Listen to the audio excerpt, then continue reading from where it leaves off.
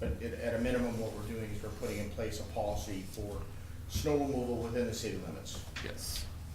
which we've never had. We may have had before, but not from talking with our public works staff, no. Tried to start one, but not. Yeah. Okay. Yeah. If you could scroll down just Tish, nope, the other way I'm in. We made a mistake. That 64th should go the other way from 17. Did you go this way? Yes. Okay. It should go out to the entrance to Greyhawk. I made that mistake. So right to here. I caught that later on. Yep. So it isn't going out here. Nope. It's going down 64th right here. Yep. It's from 17 over to the entrance to Greyhawk. Yep.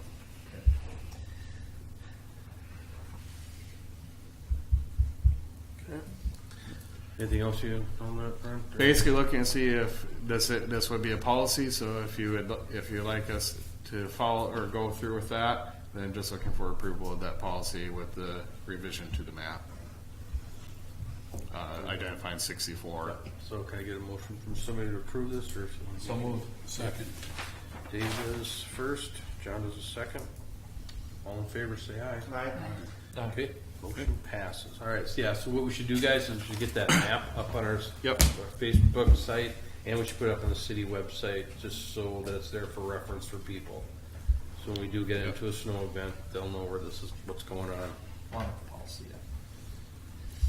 Okay? What we'll do is feed off a lot of the information included in that snow policy and probably have a web page on our website that Yeah. just identifies snow procedures, tips, things like that. Yep, Well, That's absolutely. pretty common Now to that I do. think about we could link this in with the city's website, but we should use the Yeah. notification mechanisms on the website to, if there's no travel advice, I guess that's the Oh, real yeah. question, right? Yep. When we're gonna declare snow event, no travel advice, kind of thing.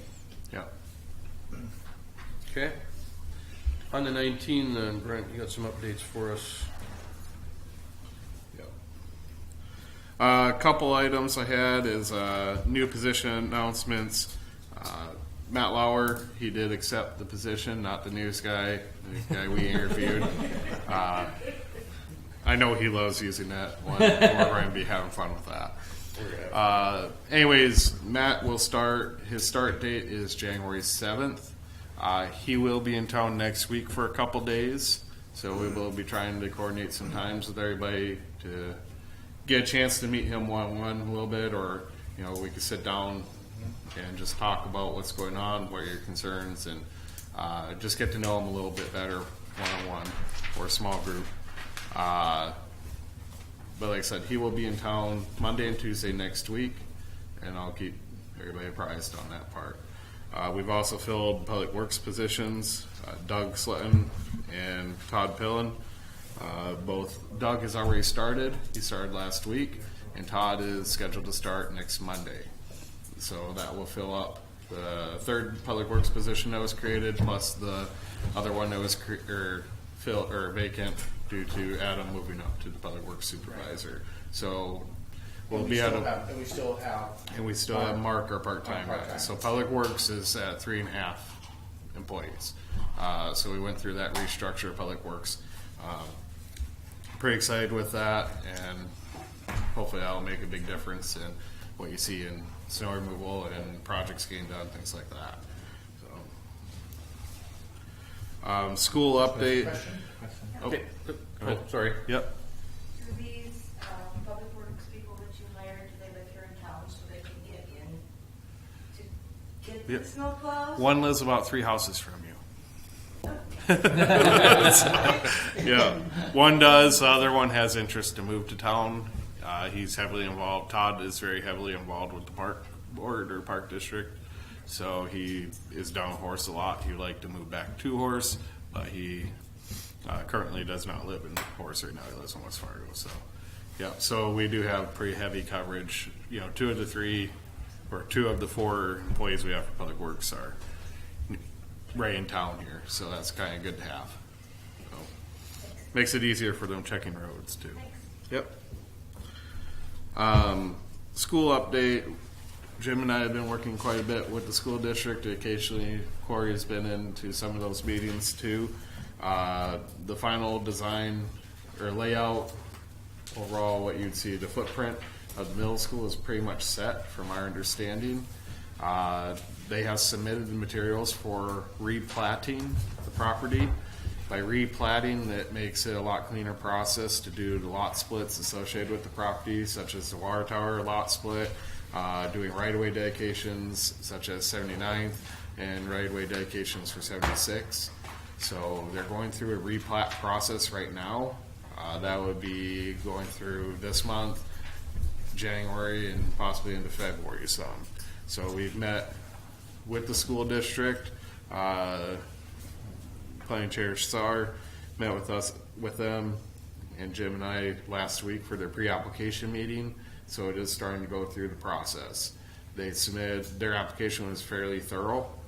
They only have a few things from our understanding that they're working on, but we're excited to have that go through the process of replatting. And like I said, it'd be a lot cleaner process than doing a bunch of lot splits and easements and everything like that. One component of that is involved with the project is the stormwater detention pond. Jim could touch base a little bit more on that if you'd like to know. We're currently looking into the options of would the school district maintain ownership of that, or would the city, because that would be a regional pond. We don't want to get into the pond business, but if something makes sense for the city to do, then that would be brought forward to the city for consideration. So, but it does have regional benefits from the angle of, with 79th being a part of the street improvement, drainage over to the property to the west of the school, that commercial, some of that and where the church is would drain to this area. So with Lakeview Drive, and Lakeview Drive would likely drain quite a bit of it that direction too.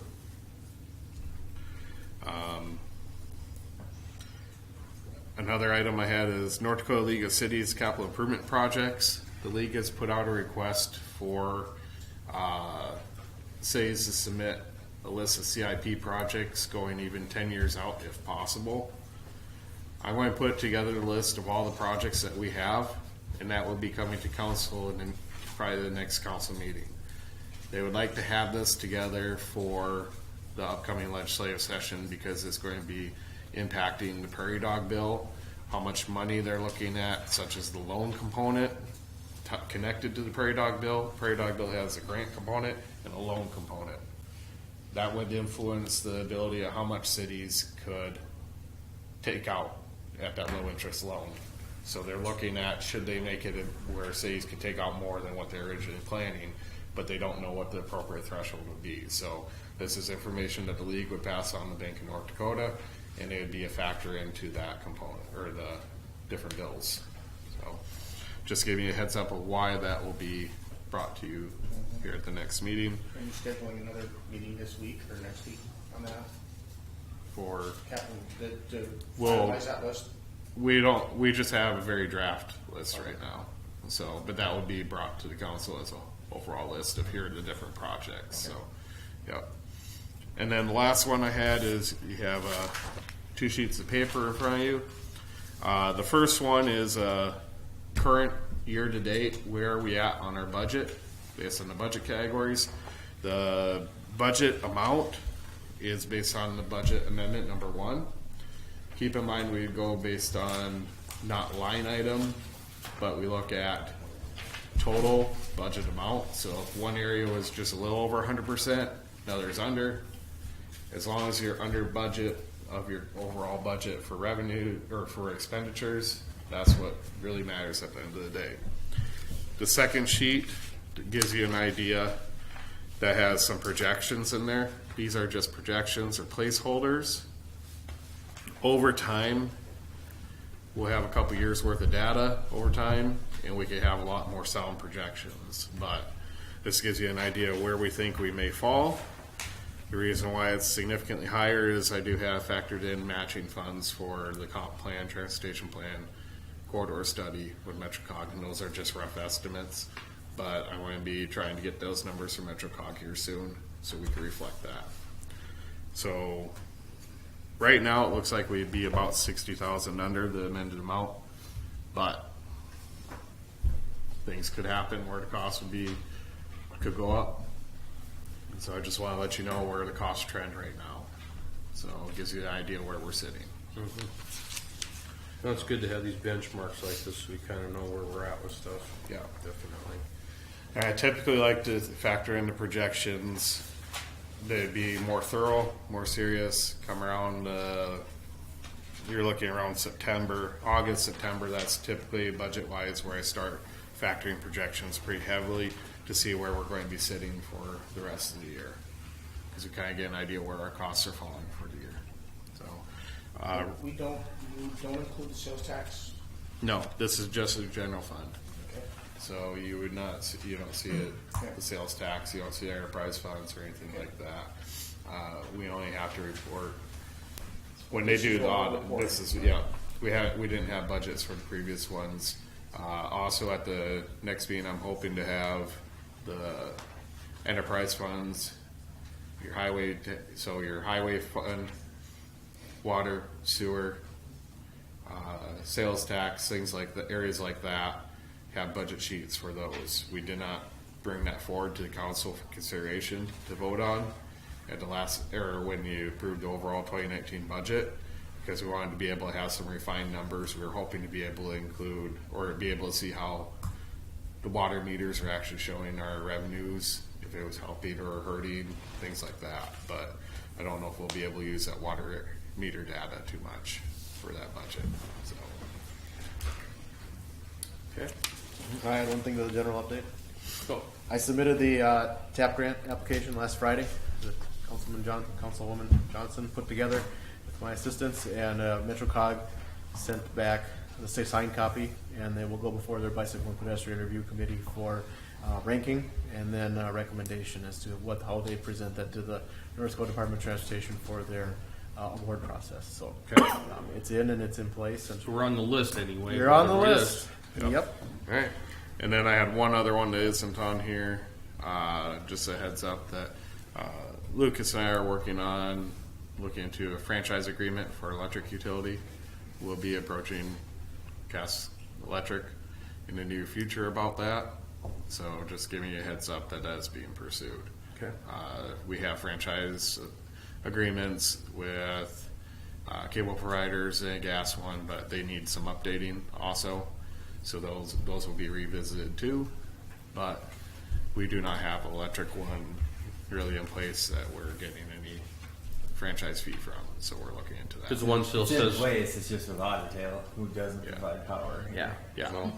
Wasn't NSP in there too? I think it's in our ordinance, Yeah. the NSP, so. Well, so does that cover, what about gas then, natural gas? That's That's okay. NSP, which turned into Excel. correct, and Yeah. it's covered that way. So we need to do The some one that you don't have is the updating. electricity. Yeah, we need to do update to the We need- ordinances, to the agreements. For example, the cable agreements have a kicker clause. After a certain time, you get up the percentage, and we haven't ever gone into that or even looked into that much. So we're reviewing the franchise agreements, though. So I wanted to let the council know that it's at least it's being worked on. Sounds good. Yep. All right. Anything else, Brent? You Nope. good? Portfolio reports. Okay. Diversion update. So they had an SEI, see if I say it right, SEIS report that the DNR put together here. About a month ago now that they sent that out. Okay. Middle of November. Yeah, middle, okay. So anyway, middle of November, they sent that out, and some of the stuff that we had put in our prior letter was acknowledged in their SEIS, which was good to know that they were paying attention to the letter.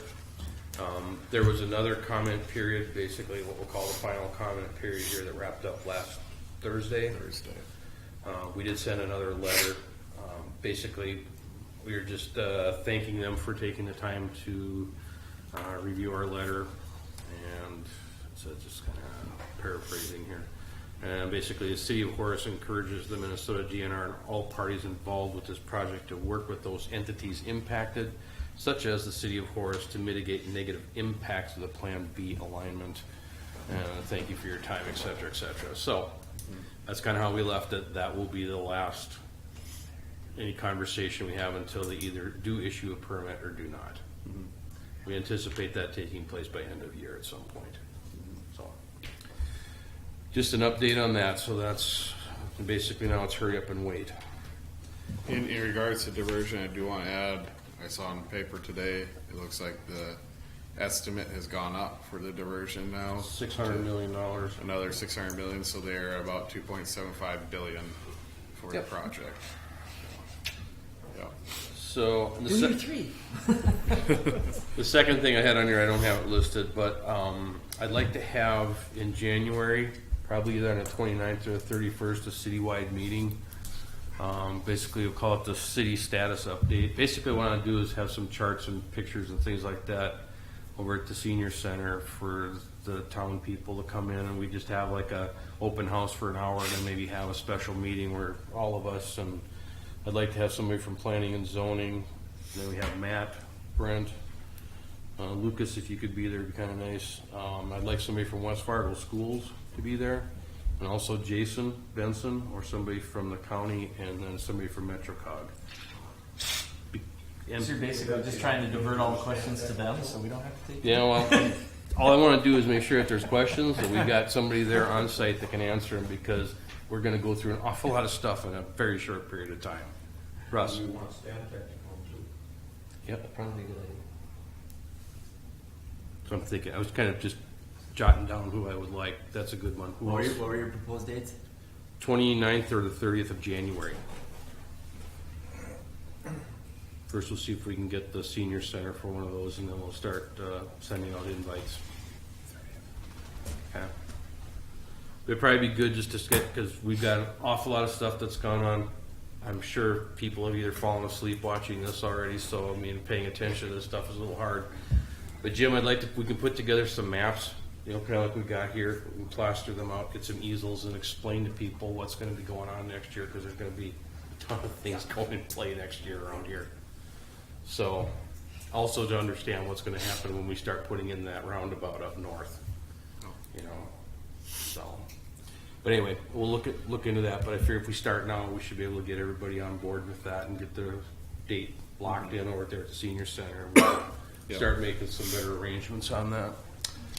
That's all I've got from my part. So, John, you got anything you want to? Nope. Dave? Nope. All right. Chelsea? No. Brian? Nope. Wow. Well, then, I'm going to ask for somebody to adjourn this thing. John did. John did. You gotta get a second? Second. Brian does a second. All in favor, say aye. Aye. Done. Thank you, everyone. 8:16, not bad. Jim, I had a bet at 3 hours on this. Did you? We did good, yep.